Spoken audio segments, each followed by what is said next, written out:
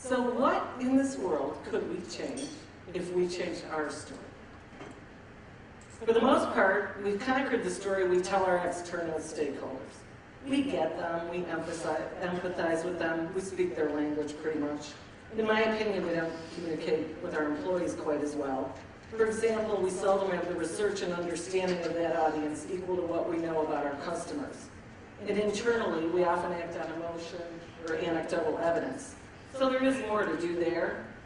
But in my experience, the real gap, the biggest issue with separate realities, lies in our communications and interactions with our peers in the C-suite.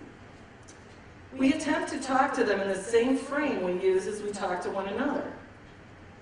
If we could change that story, we could change the world. To illustrate the point, let's look at 3 elements of a successful story: the hero, dramatic tension, and the resolution. In the stories I hear us most often tell, our heroes are reputation, culture, corporate character, things like that. Noble heroes, for sure. But for most of our peers, their odyssey has only one hero: results. The dramatic tension of our stories often hinges on things like engagement, favorability, and permission to operate. Their dramatic tension often most centers on time, quality, and cost. Our language of choice is words. Their language of choice is charts and graphs. Bar charts, pie charts, Gantt charts, fishbone diagrams. That's why all consulting firms have models. I've often said that one of the biggest turning points for me as a leader was learning how to communicate in boxes and arrows. And perhaps the biggest gap of all is that the resolution of their story is rooted in specific measurable outcomes. And our story ends with an adamant claim that what we do can't be measured.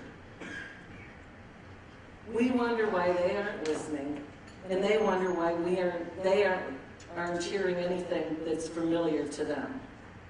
And in some ways, we have a communications problem. In other ways, we have a problem.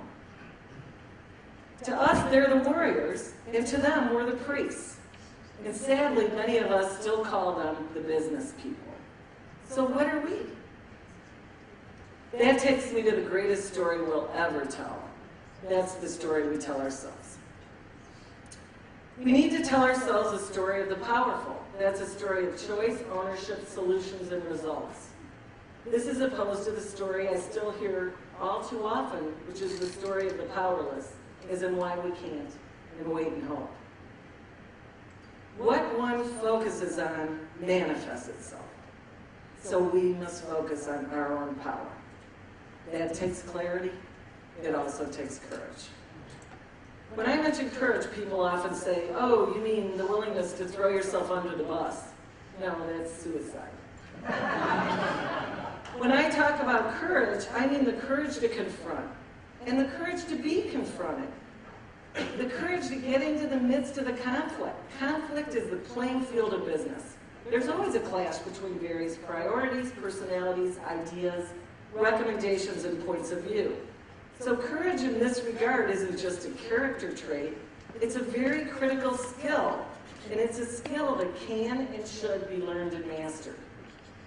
We also need to train our people on how to give and receive constructive feedback. We have a real difficulty in our profession that we want to be nice. Here we've got to learn the difference between being nice and being kind. Not hurting someone's feelings may be nice, but robbing them of the feedback necessary to grow is unkind. We must also remind our teams to recognize that no matter what, we do have a choice. And that choice gives us the power behind my very favorite of all competencies, that courage to stand alone. This concept was well expressed in 2003 when Bill Nielsen accepted the Hall of Fame award. In his remarks, he called upon each of us to hone the confidence required to act on the strongest of our convictions. So we also must have the courage to commit.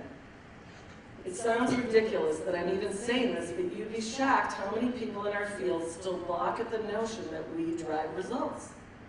It happens over and over again. We do a lot of professional development at our firm, and we work with teams, and we get pushback on this all the time. They won't sign up for metrics because, well, we're not the only ones that impact that result. Well, operations people aren't either, but they're not allowed to think that way. The plant guys can't help what the sales guys sell. This happens all throughout the organization, so we need to really stand up. I agree that not everything that's important can or should even be measured. However, there are many things that can and should. And we heard Doug Seidman talk about that earlier today. And we all know that what gets measured gets done, and you've got to name it to claim it. Here's another area where I'd like to challenge our thinking. I'm frequently told that we can't communicate the strategy until they figure out what it is. Who's they? The real business people? The data ones? We need to help our teams understand that strategy isn't data in a binder. It's a collective way of thinking about our business, our customers, and the choices we make every day. Strategy is where knowledge meets choice. We also must commit to the intellectual rigor required to slow down, dive in, and mess with a challenge or opportunity until we fully understand it. We have to be willing to let our brains hurt, to feel the angst of immersion and confusion, and to push through to the other side of an idea or initiative that hasn't yet caught on. So in order to exhibit the judgment required of us, we must also commit to making and taking the time to think. My last point is that we need procedural rigor to develop sustainable processes and systems that embed our work into the fabric of the work of others. This is necessary to transform our function from a succession of remarkable individuals to a real management discipline. We can't have sustainable impact unless we have a sustainable, scalable system. Our mission at the Page Society is driving us to do more and more to help address these opportunities, to shape our future, and to prepare ourselves and our team. And meetings like this enable us to learn from one another. That's why we have thought leadership initiatives and professional development and mentoring opportunities like the Future Leaders Program and our newly launched Page Up organization.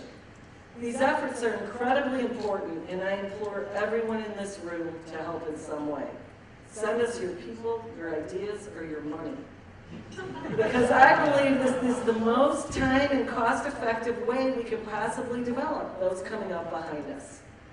Management guru Peter Drucker once said, the best way to predict the future is to create it.